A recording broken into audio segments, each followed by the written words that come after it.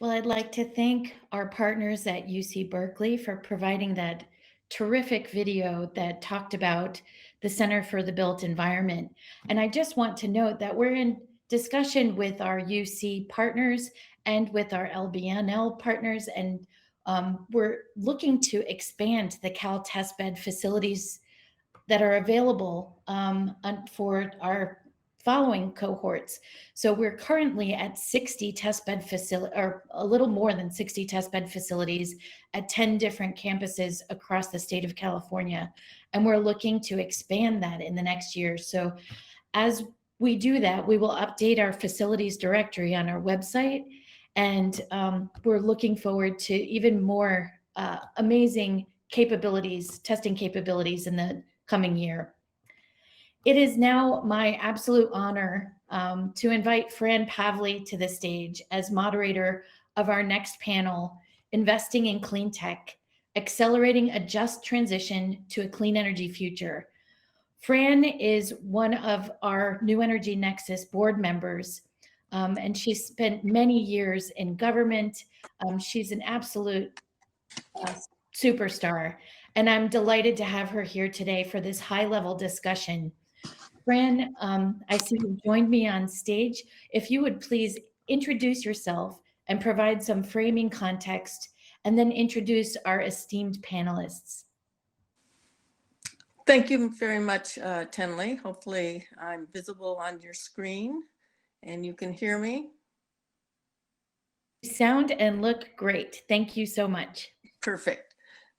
Well, thank you again to New Energy Nexus for hosting this very timely and important event, and for inviting me to moderate a panel featuring two experts on federal and state levels on the commercialization and deployment of clean energy technologies.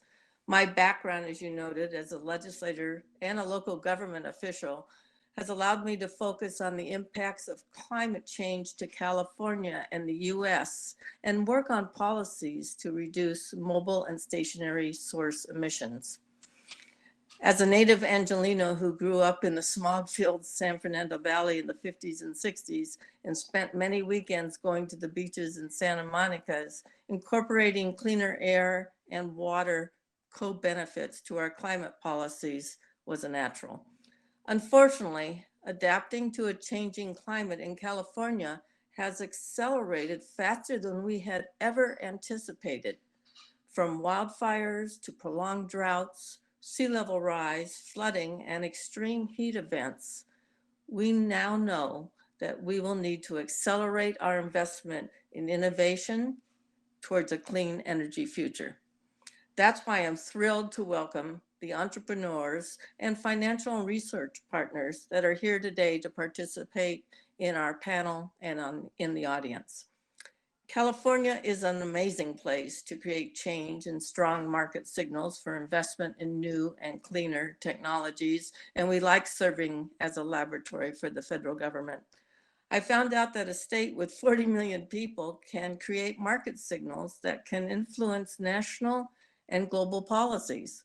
As a former assembly member and state senator, I learned the value of building coalitions to pass policies that top-notch state agencies, probably second to none, like the California Air Resources Board or the California Energy Commission or the Public Utilities Commission, could implement and enforce these laws.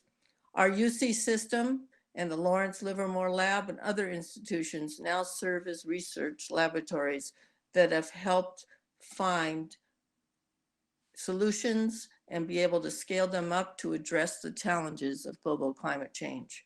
I introduced the vehicle tailpipe regulations to reduce greenhouse gas emissions 20 years ago this year, and it's been adopted in 16 states. In fact, Nevada last October was the last one to join our efforts, and is now part of a national policy linked to the federal fuel economy standards.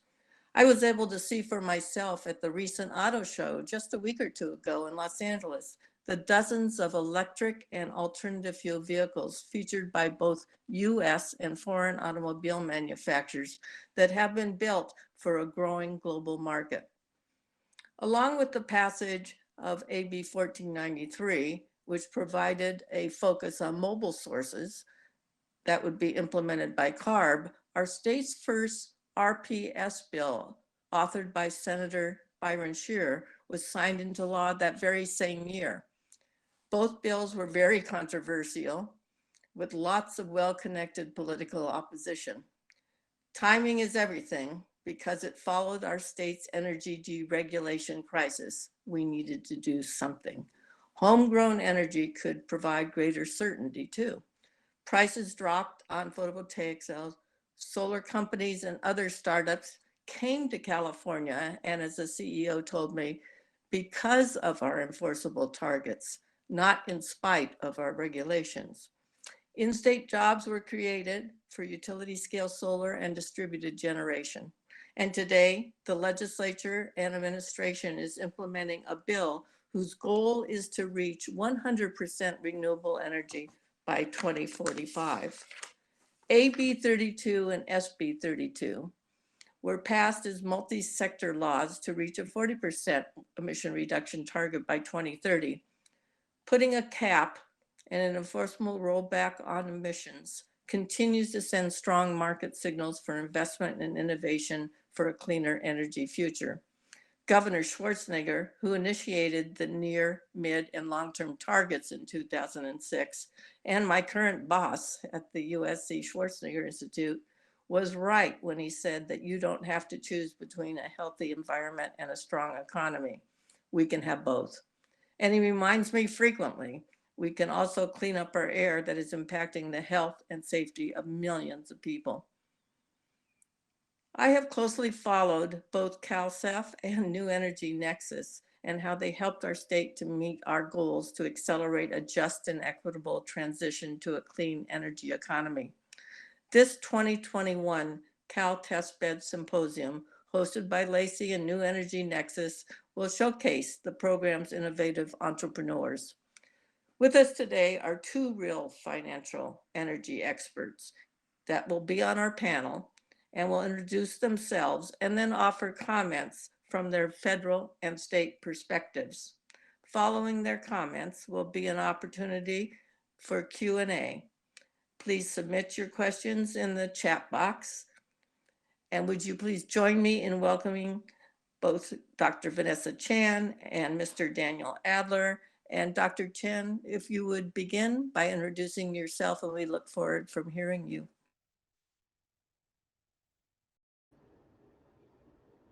Hi, hopefully this is working. I can see myself, so hopefully I'm on stage. Good afternoon, everyone. I'm Vanessa Chan, and I'm excited to be joining all of you today.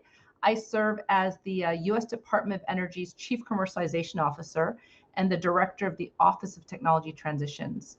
And our mission from Congress is to drive commercial and public impact from the research investments being made across DOE, which includes the crown jewels of our nation, DOE's 17 national labs. As a steward of commercialization at DOE, our focus is to help technologies move across the research, development, demonstration, and deployment, RD&D continuum, so that our incredible innovations can make their way from the lab all the way to the marketplace. Like never before, this is an important time for commercialization here at DOE, not only because it's a critical moment for the future of our planet amid the climate crisis, as Fran talked about, but it's also a time of exciting opportunities for propelling innovation and overcoming all the challenges that we face. And DOE is uniquely equipped to be part of that solution, especially since energy is one of the key building blocks to a sustainable future. The Biden administration has demonstrated its full commitment to confronting the climate crisis head-on by taking executive action to achieve a carbon pollution-free energy sector by 2035 and a net zero carbon pollution economy by 2050. At the Leader Summit on Climate in April, President Biden announced his goal to cut U.S. greenhouse gas pollution at least 50% from 2005 levels by the end of this decade. And we now have been set on an inspiring course to tackle the climate crisis with clear and measurable goals, and we're doing it all with the belief that industry and economy are so key to powering innovation. And that's why the administration has elevated the role of tech transfer and commercialization and given us here at OTC the mandate to unleash innovation from research and development through demonstration and deployment outward to the marketplace. And as part of this, I just want to let all of you know that we actually have an active RFI, request for information, that is looking to see what can we do to help support commercialization of the ecosystem. So one of my teammates is going to drop that in the chat. So if you get a chance, please send us your thoughts on how we can help improve the commercialization ecosystem. And excited to be part of the panel today and handing it back over to you, Fran. Hi, Dan. If you could just introduce yourself, provide your opening remarks. Very good. Thank you, Tenley. Thank you, Dr. Chan, and thank you, Senator Pavley, for your leadership today. And in many respects, those of us working in government and in industry are helping to drive forward with the vision you articulated so powerfully in your time in the legislature. Tremendous frameworks for market growth and technology maturation, and we continue to, I think, reap those benefits of good policy design. My name's Dan Adler. I'm posted at the Governor's Office of Business and Economic Development at present, GoBiz, which also touches the Associated State Infrastructure Bank and some new financial strategies attached there that I will describe in a minute.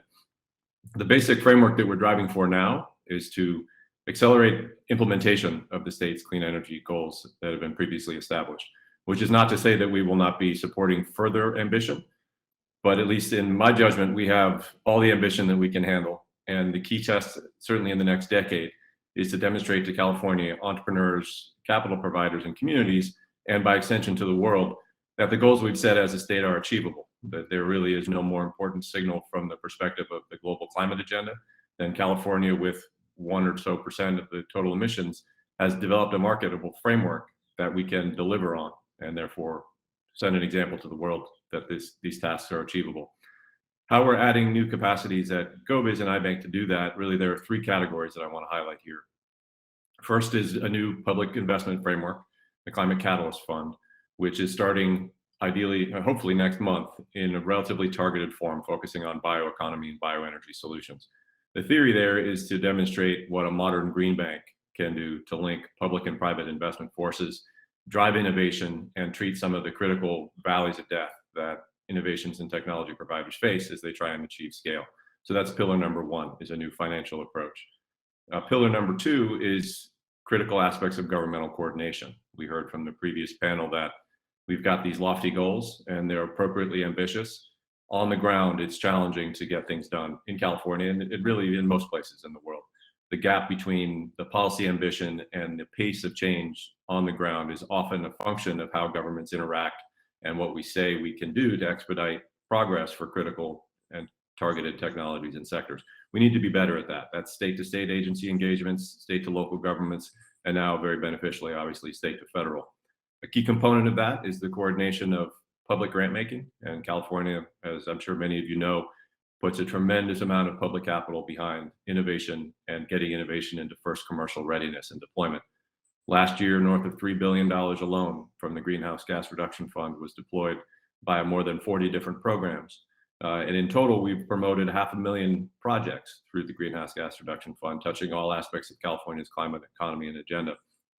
How do we use that money to optimum effect to drive innovation and form further capital? The third piece is on the ground understanding of technologies, markets, what it's like to build projects. That's where GoBiz has, I think, something unique to offer. Regional teams working in all 58 counties, understanding what it is like to build and operate a business and to take a piece of commercializable technology to scale in a real political and economic space.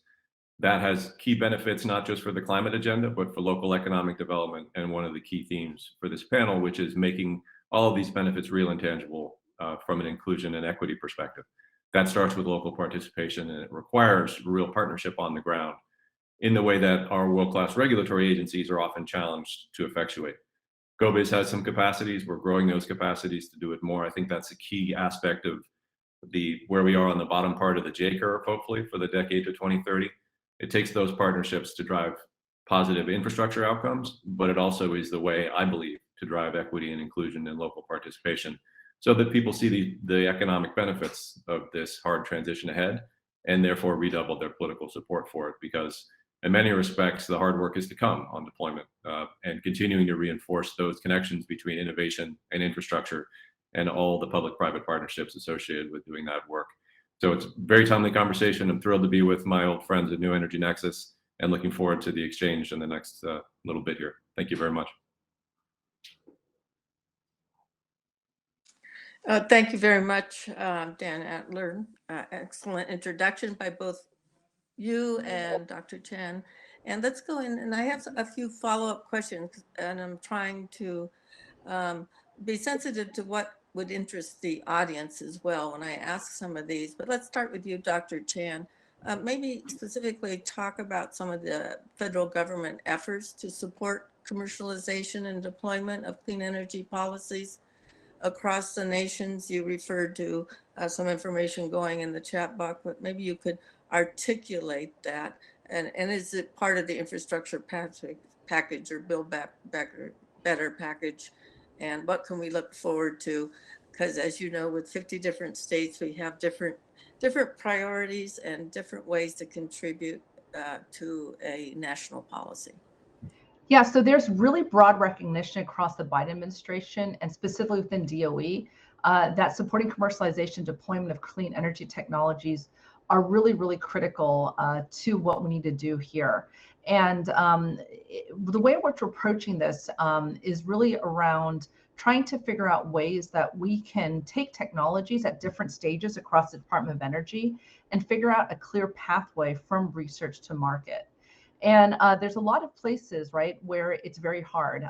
Originally, Dan had talked about valleys of death that we have to get over.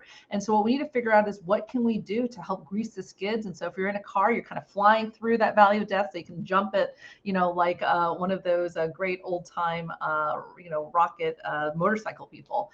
And what we're trying to do is figure out ways to power everyone to do that. And so we spent a lot of time and money supporting different technologies at different stages across DOE. And what we're trying to do is really understand what are some of the ways that we can go from start to finish. And so we have it through different programs that we have to drive this. And our mission within Congress is to really drive commercial and public impact. And so in research, as we think about navigating the continuum, it's really about how do you explore concept or idea and have experiments to actually show what technology is potential against a certain value proposition. In development, we're designing and building proofs of concept, working on prototypes and validating at the lab scale. And in demonstration, right, we're trying to build and design a pilot scale system with most of the functionality and starting to test the technology in real world environments. And finally, we move to deployment. You're trying to install an economically viable scale system. And that's really important. It has to be economically viable. And we want to ensure there's a supply chain in place and prove that there's long-term operating goals that can achieve bankability. And so really here at DOE, what we're trying to do is starting with deployment, going backwards, what do you have to believe in order for us to bring the research forward so that it can get all the way through the RD&D continuum? What are the barriers that are preventing it? Capital often is one of them. And so there's programs that we have to build against that. And as you asked, Fran, you look at the bipartisan infrastructure bill, there's $62 billion in that for the Department of Energy, and there is a significant amount of money that's going towards demonstration projects. And so there's a recognition that is a really critical part of where the valley of death often can go. And so there's money now to actually help against that. And so really what we're trying to do is figure out ways to ensure that we are supporting the technologies as they try to traverse this really tricky pathway to make it all the way through to full-blown commercialization. And thank you for those comments. And maybe just a follow-up, could you give us, interesting people out here, approximate timeline for rollout of some of the funding in the infrastructure package? I can't comment on that right now, but I will say that people are working hard and fast and furious over here. So can't give you an exact timeline, but a lot of late nights, a lot of coffees, and a lot of pizza eating these days, working on things. Well, inquiring states want to know. So let us know how we can help in any way. And maybe also one other follow-up. Give us two great success stories of DOE programs that you mentioned in general, but so the public and the rest of us know, because sometimes we don't look back and see what has been done and done well to really appreciate how important the Department of Energy is to coming up with solutions. So I'll tell you one of my favorite ones is one actually hosted by OTT, which is the Energy Program for Innovation Clusters, also known as EPIC. What a great acronym. And really what EPIC is recognizing the most innovative, comprehensive, and impactful incubators that focus on developing strong innovation clusters to really help startups and small businesses bring their technology to market. I'm a strong believer that you need an entire ecosystem approach. And the reason why I really love EPIC is it's helping those that are helping others. And so incubators, accelerators are absolutely critical to the fabric of helping these smaller companies get the skills and capabilities that they need to bring their things to market. And so we've had 2 parts to EPIC. The first was a $1 million prize, which we awarded in October of last year. And we funded 20 incubators, accelerators, and gave them each $50,000 in order to support their local communities and startups. And then we had a larger funding opportunity of FOA that was announced in October 2021, which was $9.5 million of funding. And that was awarded to 10 organizations across the nation. And if you go to the Technology Transitions website, you can see how great the diversity in terms of geography this is. And, you know, I'm a material scientist by training, and I believe in nucleation and growth. And so when you are kind of seeding things, then you can think about the expansion around it. And I really think this EPIC program is an example of how we're catalyzing change across the nation, starting with these 30 accelerators and incubators across the world, across the nation. The second one I wanted to highlight is something that I also is near and dear to my heart. Right now I'm on leave of absence as a professor that was teaching innovation entrepreneurship to engineers. And one of the things that I think is really critical is for those researchers that are interested in understanding how to commercialize, what are the skills that you actually need to get there? In academia and in our undergraduate and PhD programs, we're very good at teaching deep technical skills. But when I graduated from my PhD, I did not have an understanding of what a supply chain is.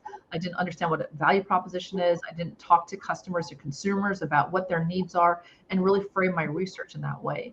And so Energy I-Core is a really key initiative, which is pairing teams of researchers with industry mentors, where they can focus during a 2-month time period on their technology, actually cold call dozens of industry folks, understand and define their technology value proposition, conduct these customer discovery interviews, and really create deep and viable market pathways for the technologies.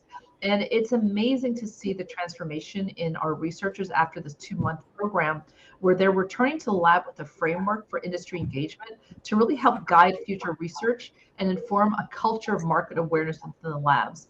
And so, you know, going back to this idea of nucleation and growth, all of our Energy I-Core alum then become really strong advocates for how to think about commercialization and have more of a market pull versus a technology push as they're doing the work. And so those are just 2 highlights of ways in which we're really trying to help drive commercialization here at DOE.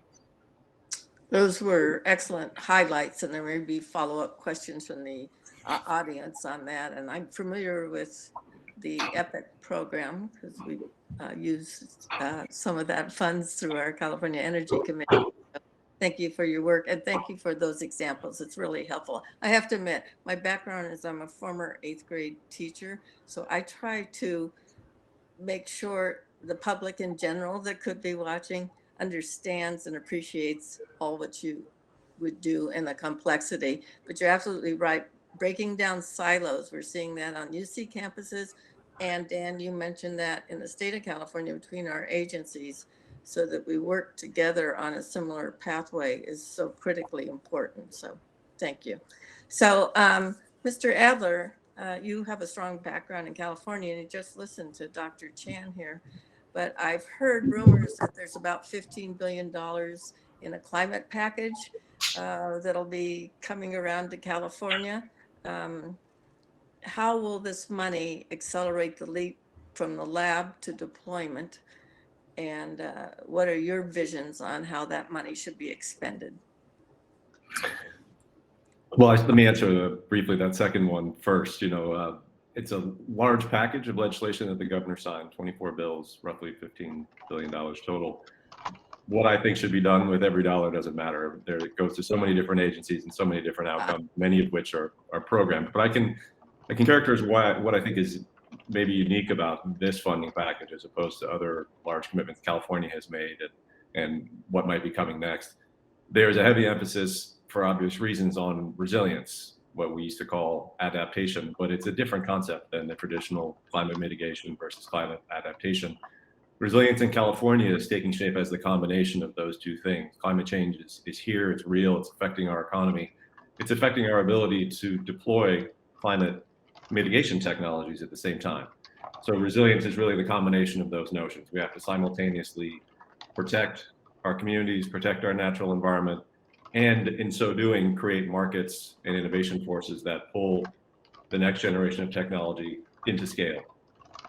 A large portion of that money, for obvious reasons, again, goes to wildfire treatment and mitigation of those threats.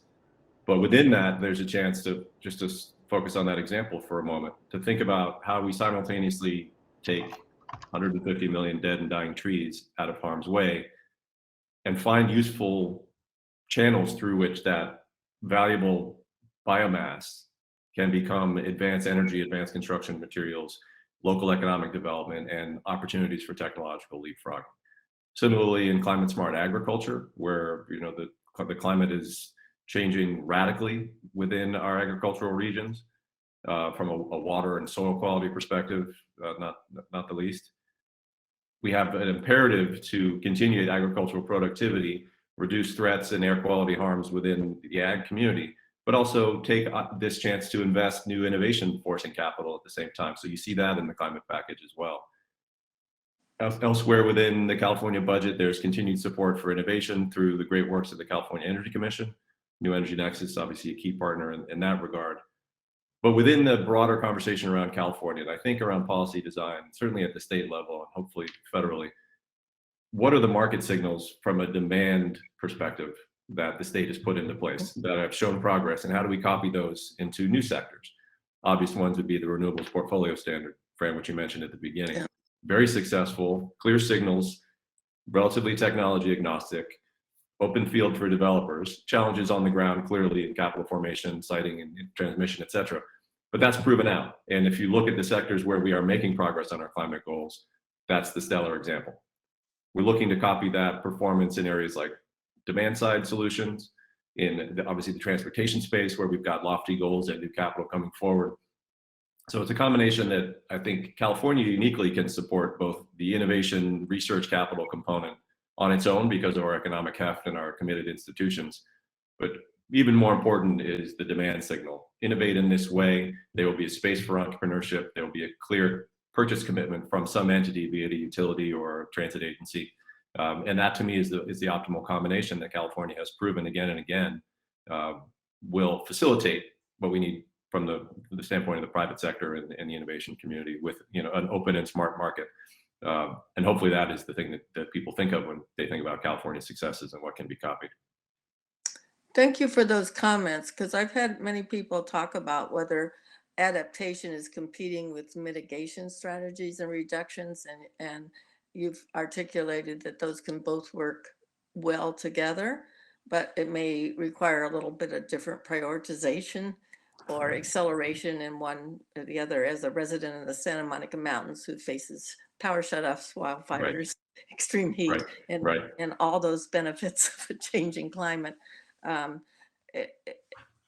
often wonder how we can accommodate all of this. And 20 years ago, we had no idea how quickly we would be sensing in a real and tangible level the impacts of a changing climate. We had a Union of Concerned Scientists report from maybe about the year 2000 that we were relying on impacts to California.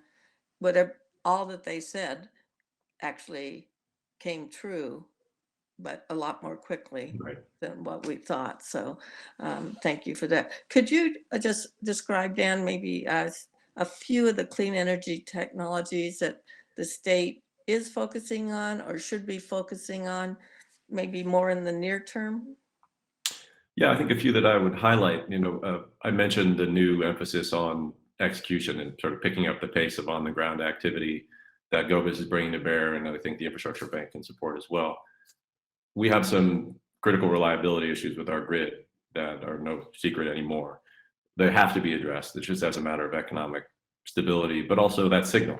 Anytime anybody can even remotely make the connection between a renewables goal and unreliability of the power sector, it's horrible narrative, and it's incorrect, but it's damaging nonetheless, because folks who don't embrace this transition will utilize it for their purposes. So what that means right now in California is looking to ramp up the deployment of solar plus storage. Storage is the critical component, wind and storage, but just really focusing on easing the pathway to storage at scale in grid relevant places, which requires an engineering assessment, but also strong local partnerships.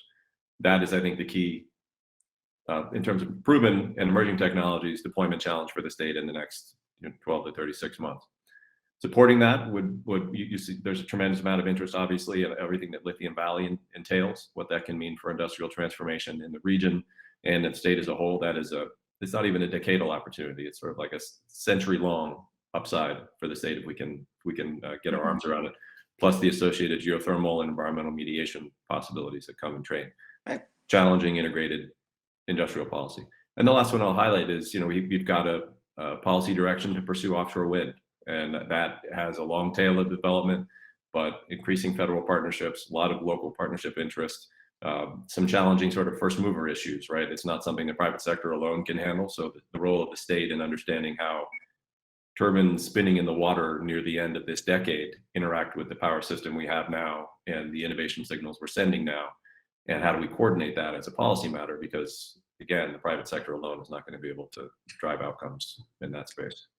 Well, offshore wind is a perfect topic to transition to asking a question that either of you can join in and answering. So feel free to share in a three-way conversation rather than just me calling on people like a former classroom teacher. So offshore wind, we know the federal government has made that a priority. We know we have limitations in California as far as what's in the state 3-mile zone and what's outside of it. The Schwarzenegger Institute held a webinar on offshore wind last summer. It was well attended for the state. Some of the efforts moving forward on the locations and off the central coast and the northern coast. So I'd love to hear from both of you how offshore wind is an important solution and ways that the federal government is working with the state government, because it's going to require some, I assume, some joint efforts, not only in funding, but perhaps transmission lines and other kinds of pipelines and other kinds of things. So Dr. Chan or Mr. Adler, feel free to jump in on offshore wind.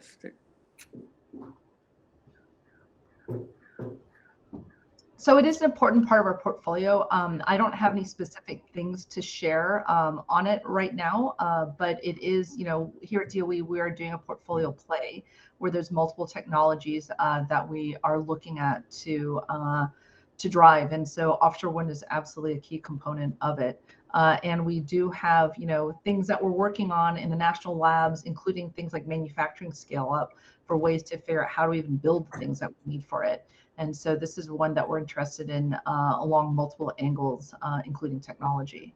I don't know, Dan, if you've got other perspectives you want to share. Yeah, we've been benefiting from deeper conversations with our colleagues at the Bureau of Ocean Energy Management, how they've managed the development on the East Coast and what the state federal engagements have been like from that perspective, from the planning and sort of economic benefit angle as well. And we know that those opportunities are real here in California. They'll be materializing more specifically in the coming year. There are, relatively speaking, a fairly discrete number of places where offshore wind seems to make sense for California. Challenging environment, the technology is compelling, certainly more so than it was a few years ago in terms of the ability to operate within the challenging conditions of the Pacific Ocean. But even within those fairly narrow confines of what can be built to service the California market, the resource base is enormous, and it's got characteristics that we believe makes sense from a price perspective, but also generation profile for purposes of balancing our other clean energy generation. How it actually comes into play, I think, rests on a couple of critical factors. The procurement method the state will deploy. If there's an approach that says, here's our pricing parameters, here's the volumes, sort of forward commitment, and the public infrastructure to meet the private, there's a lot in there to unpack, but that's the sort of nature of the public sector's contribution that I think we'll have to figure out. And then the really interesting opportunities around the ports and logistics side of the equation. Can we do that in California? Or will we be reliant on other ports than these giant $500 million vessels floating across from Asia to install and service these turbines? That could work, not as carbon beneficial, lost economic opportunities for the state, but then you're getting into some real, kind of hardcore engineering and industrial reality in the port system. And we're just, I think, beginning to understand what the scope of the potential partnerships there might be. But it's exciting. And another one like Lithium Valley, are we bold enough to grab the opportunity?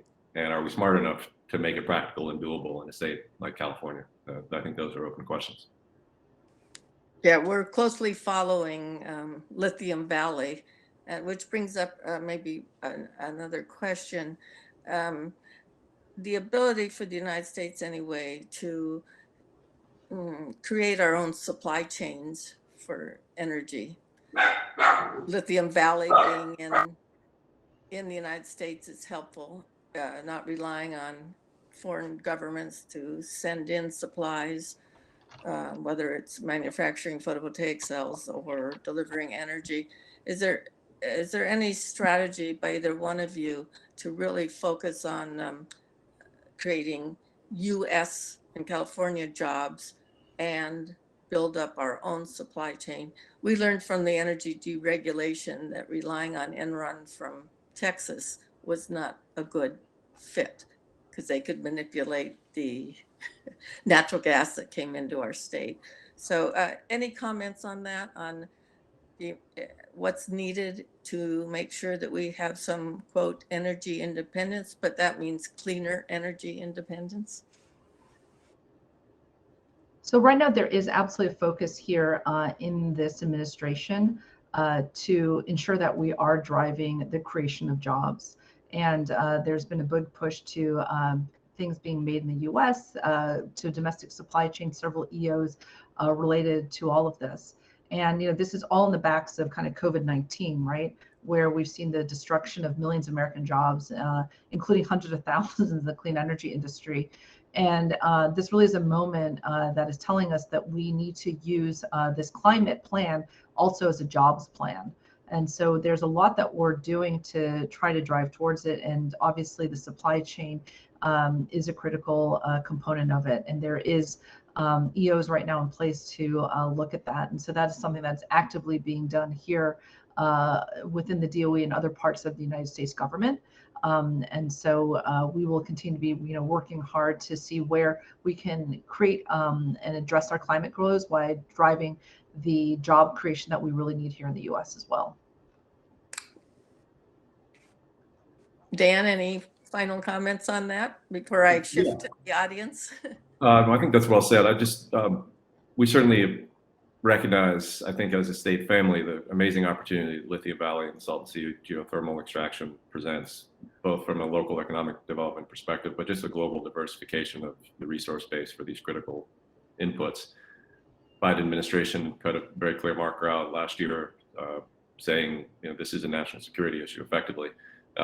And I think a number of California leaders have acknowledged that for the last several years. This is not just economics, this is security. And we need to grab the moment.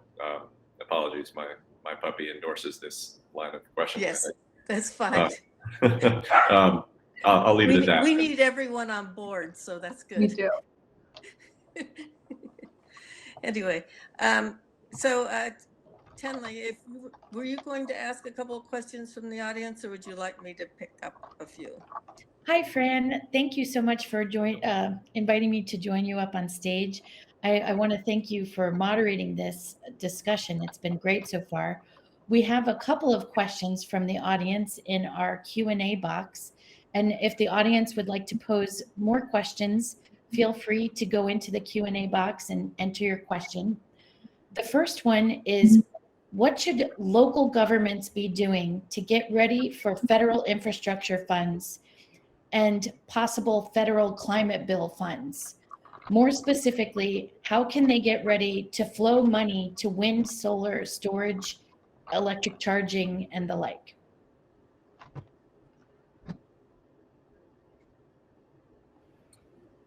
I can jump in on that one, as it is fairly central to how Gov is engaging in this market right now. Yeah.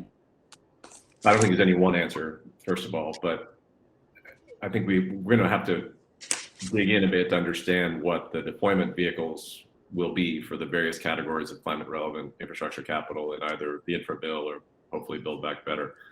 By and large, I suspect they'll mostly utilize the existing frameworks that prior funding approaches have utilized, with some potential twists. Certainly the Loan Programs Office is a key partner. The potential for a Clean Energy and Sustainability Accelerator, emphasizing state level green bank activity, will be key. But on the ground, the thing that I'm increasingly struck by in the work of the last year is how hard it is for developers to get local partners as excited about the projects they're proposing as it seems their state partners or even their federal partners are.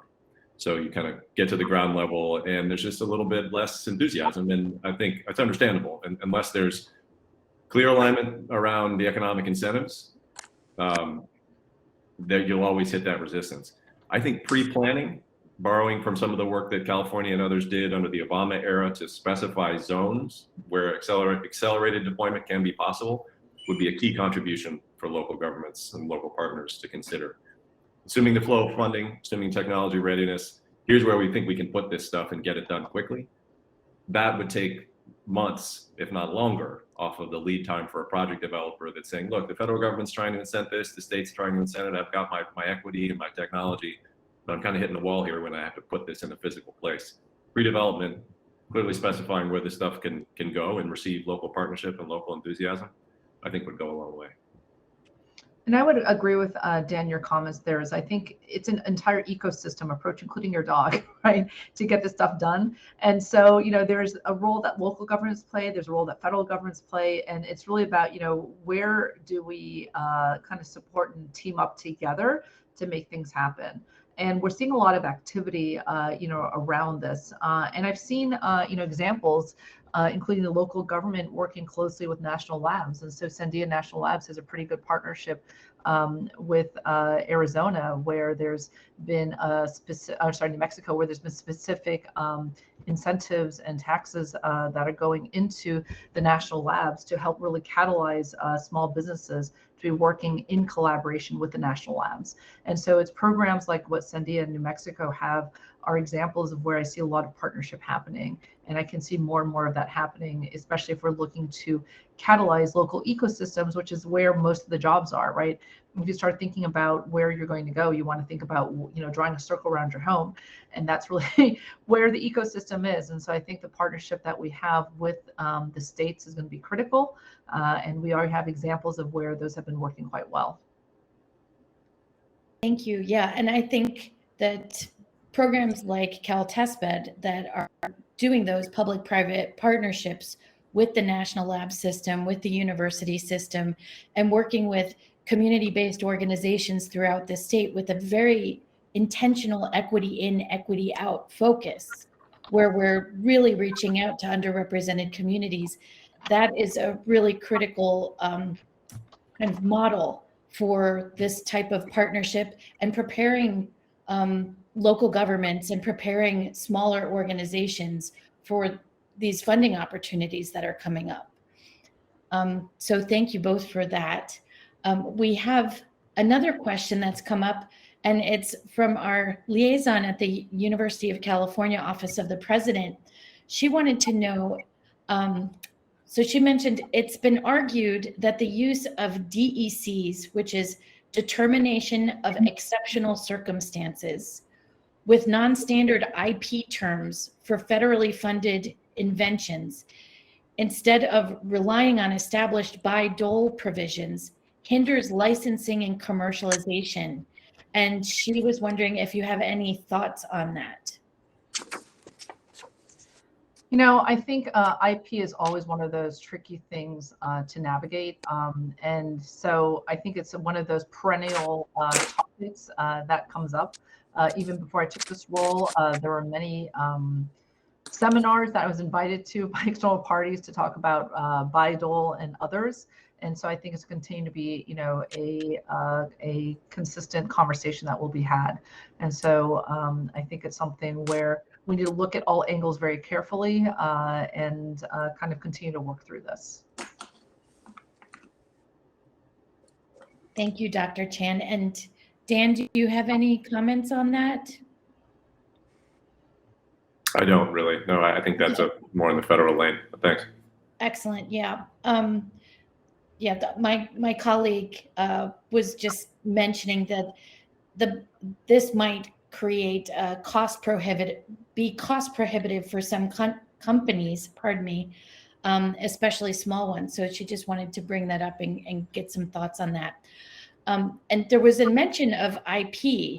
And one of the things about Cal Testbed is that we are very intentional about trying to preserve the entrepreneur's IP, their ownership of the IP, as they're working with the national labs, as they're working with the university labs. And it's been an excellent and very innovative structure. And the University of California has been very flexible in their IP terms for this particular program. So I just wanted to mention that as one of the other benefits and value propositions of the Cal Testbed program that the entrepreneurs are really deeply appreciating as they go to do these tests at the labs. So we have another question that's come into the Q&A box. How does continual subsidization of existing players lead to introduction of new technologies?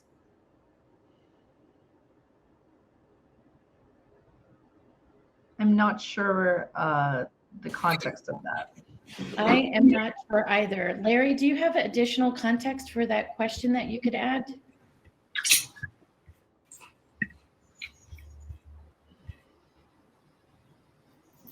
Okay, I'm not seeing any additional context.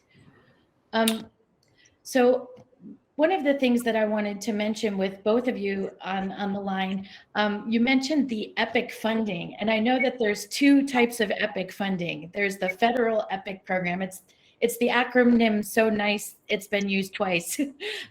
So there's the state EPIC, which is the Electric Program Investment Charge, and that is what is funding the Cal Testbed and Cal Seed and a lot of the California Energy Commission work in the state of California. And I just wanted to clarify that that is a different pot of funding than the federal EPIC funds. And the state EPIC funds are garnered from a very small charge on the ratepayers' bills.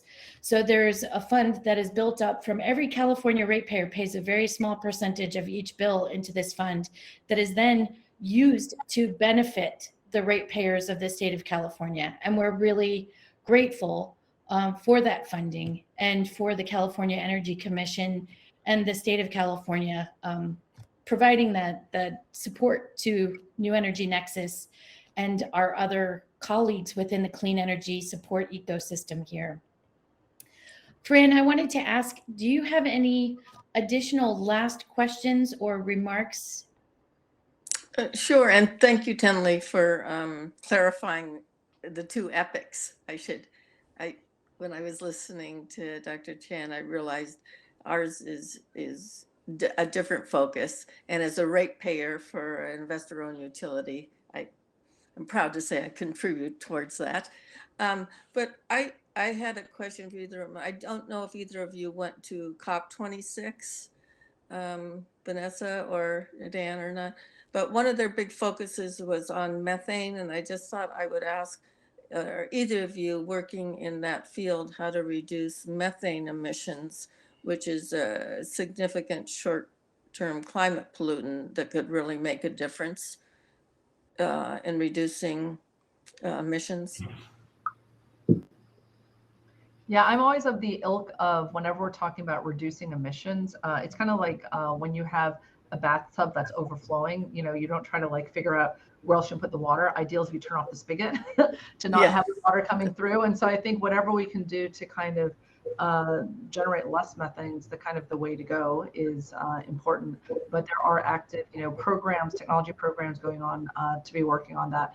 But I am a true believer that one has to think about the demand side of it and try to produce less of harmful things is always better than trying to figure out what to do with the methane once it is produced. Dan, how about GoBiz? Yeah. And it's a safety valve opportunity as well. I think as RMI and Emory Levin's pointed out for the last several years, we can buy ourselves some crucial time by increasing focus.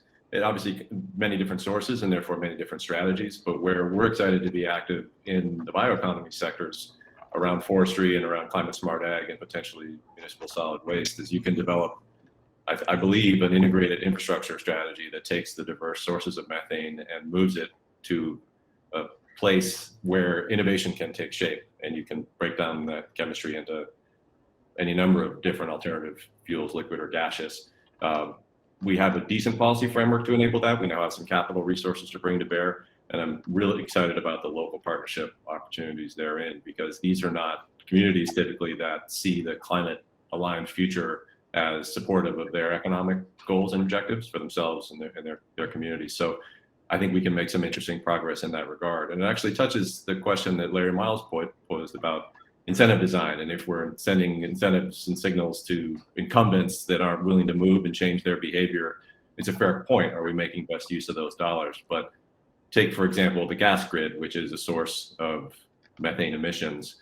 Incentives properly designed to quickly address that issue, the recipients of those incentives would be traditional incumbents, but it would potentially motivate different behaviors from those incumbents. And is that an easier outcome, a better, faster outcome than saying we're going to work around the industrial incumbents and create green alternatives at the pace and scale that addresses the need in the time we have? I tend to believe that incentive redesign can transform the behavior of current industrial players, and methane and short-lived climate pollutants in particular is a good opportunity to prove that out, I believe. Our decarbonization of our buildings and the Yep. debt we have for that is going to sort of force part of this discussion. Exactly. So Tenley, how did we do? We are exactly on time, and I really want to thank our esteemed panelists. It's really a pleasure to have you at this event. We're really grateful for your time and your expertise. And I look forward to working with you both in the future as we try to expand the Cal Testbed program and expand our network of next level partners. Fran, thank you for the wonderful job you did moderating this panel. And I hope you all have a wonderful afternoon. And I think we will move on to our next portion of our program. And that would be, we are going to